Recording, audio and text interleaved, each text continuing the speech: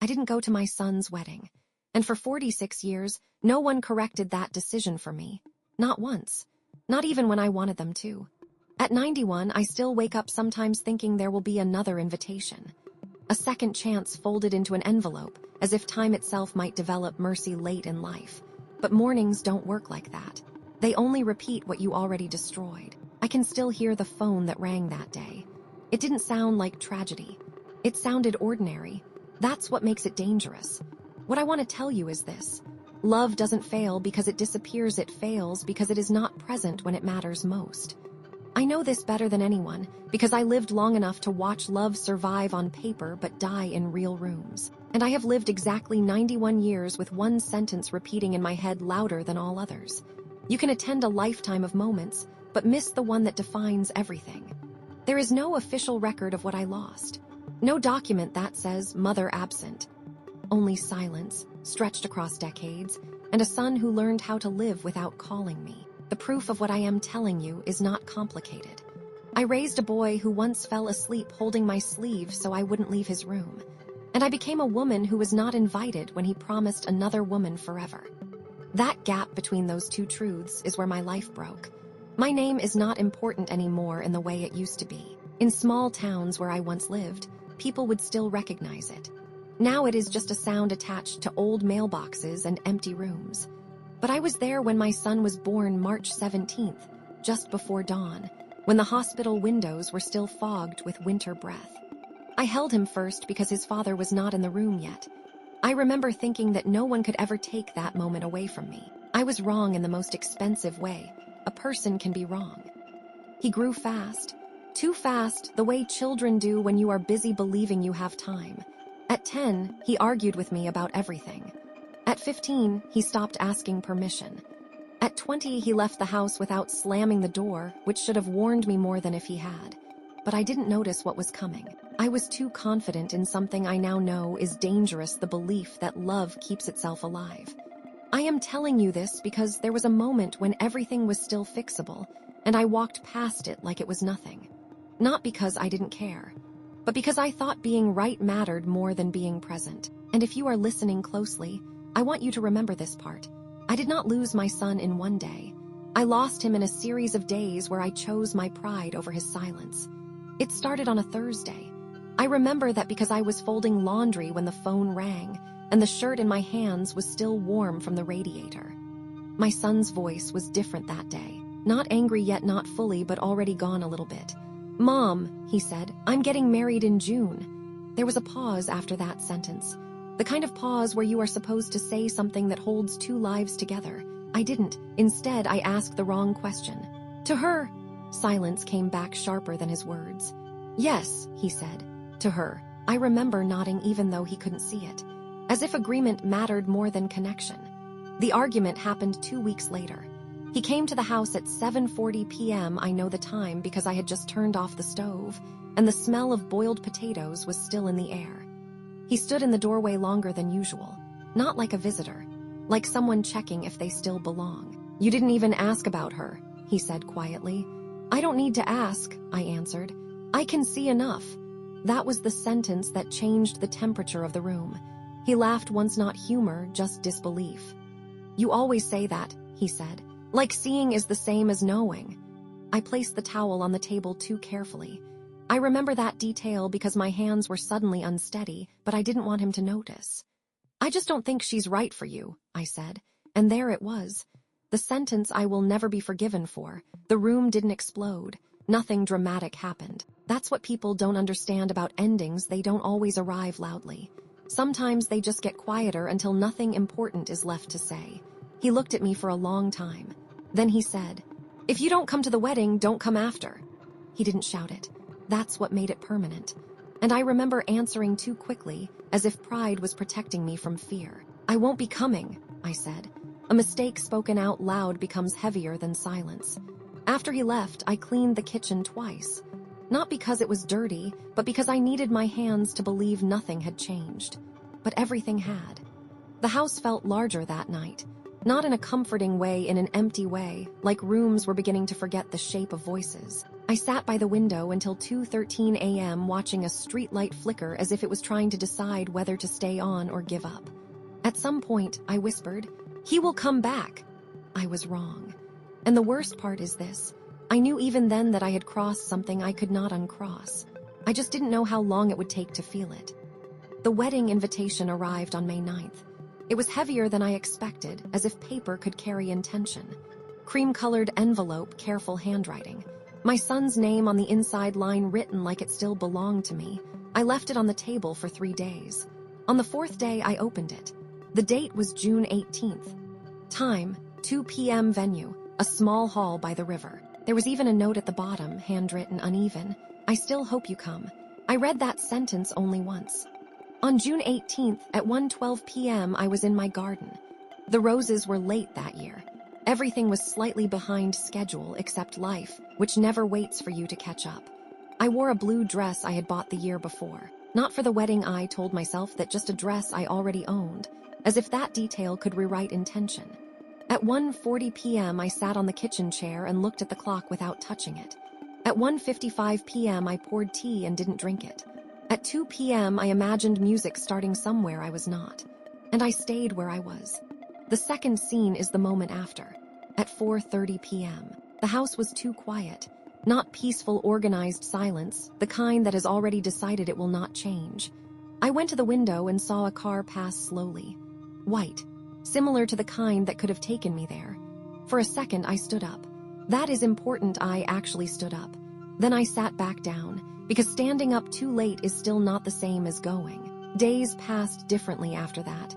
At first, I told myself I had protected my dignity, that I had not allowed myself to be disrespected, that a mother should not be treated like a guest in her own child's life.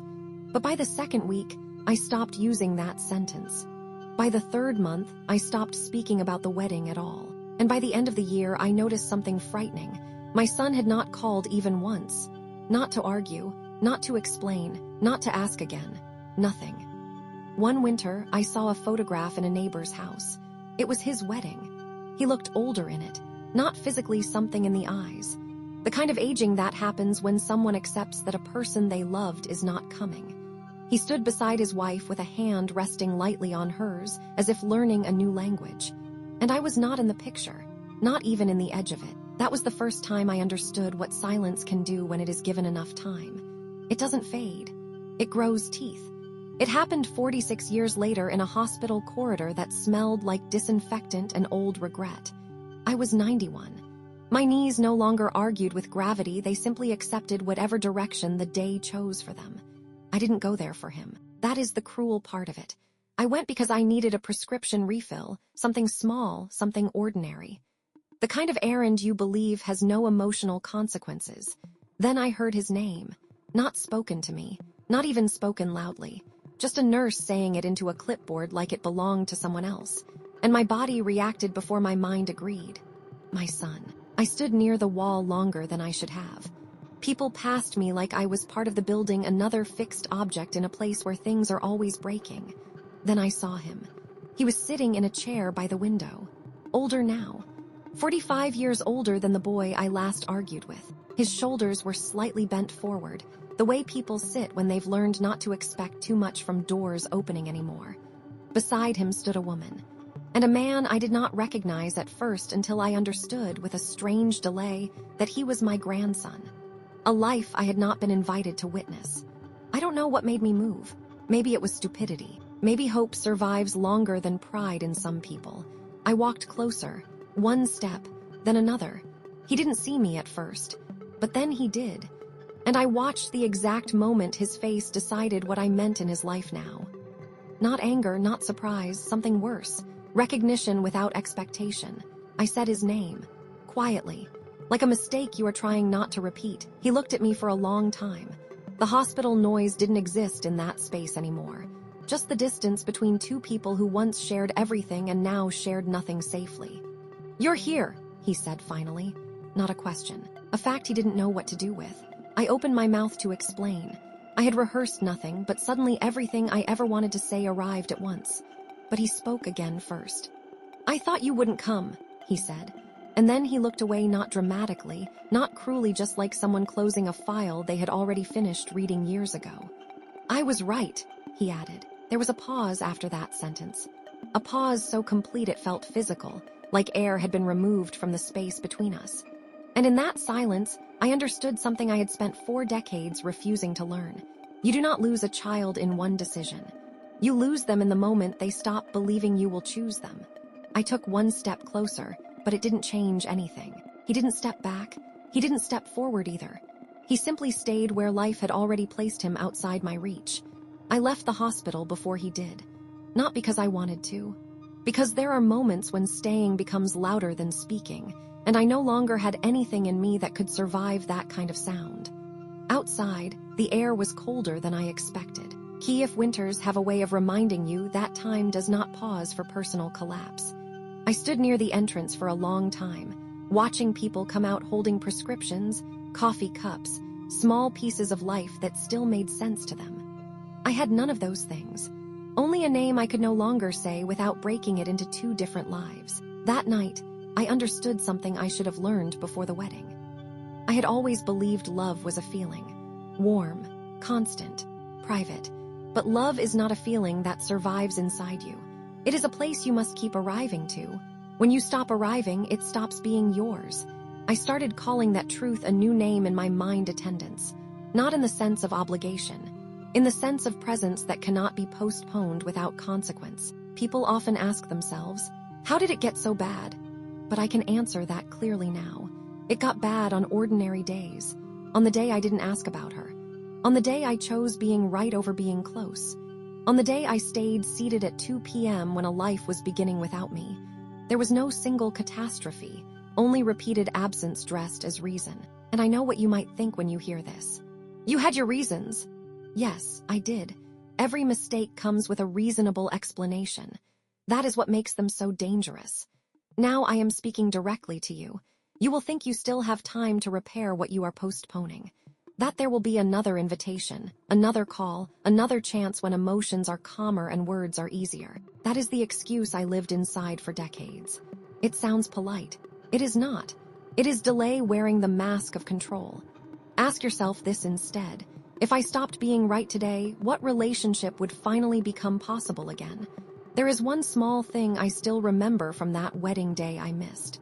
The light at 2 p.m. It was falling through the kitchen window at exactly the wrong angle, touching the table like it was trying to reach me. I thought I had time to decide later, but some moments do not wait to be understood. They only wait to be lived. The radiator still clicks at dawn.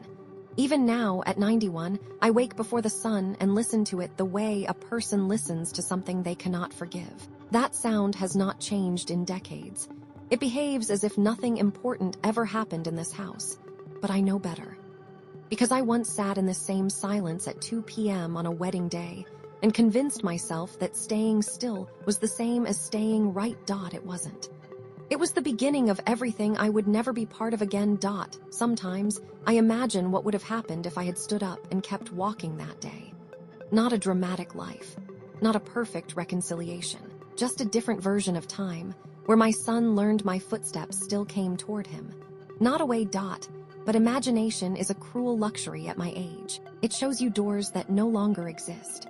I do not ask for forgiveness anymore. That word feels too large for what remains between us. Instead, I understand something simpler now. And heavier. Love does not survive intention. It survives presence. Or it disappears in places where no apology can find it. If my son were sitting here, I would not begin with explanations. I would not defend myself. I would not try to rebuild 46 years in one conversation. I would simply say the only sentence that ever mattered, even if it came too late. I should have come. And then I would stop talking. Because some truths are not meant to persuade. Only to be admitted. You might think I am speaking about a wedding. But I am not. I am speaking about every moment you tell yourself can be postponed without cost. Every call you delay. Every visit you reschedule. Every silence you justify. They do not disappear. They accumulate. Quietly. Until one day you realize you are no longer part of the life you assumed would always wait. The kitchen is dark now. The clock still moves, but it no longer feels like it belongs to me. I sometimes touch the edge of the table where I once sat at 2 p.m. It is smooth from years of cleaning. As if nothing ever happened there. As if everything did. And before I sleep, I repeat one sentence, not as punishment, but as memory that refuses to fade. Love needs presence, not promise. Not intention. Presence. No one comes to correct that lesson for me anymore. It has become my final company.